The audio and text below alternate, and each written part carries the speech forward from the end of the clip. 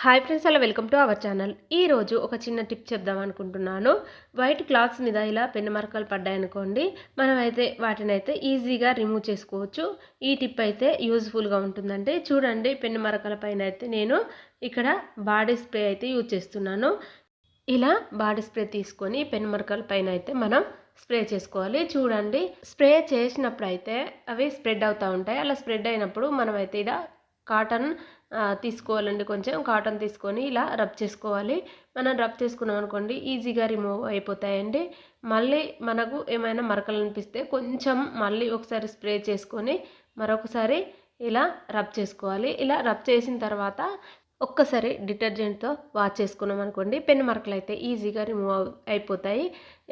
ఇంతటితో ఈ video complete అయింది. మీకు నా వీడియో నచ్చిందనే అనుకుంటున్నాను. మీకు నా వీడియో నచ్చినట్లయితే లైక్ చేయండి, సబ్స్క్రైబ్ చేయండి, నా ఛానల్ని సపోర్ట్ చేయండి. Bye friends.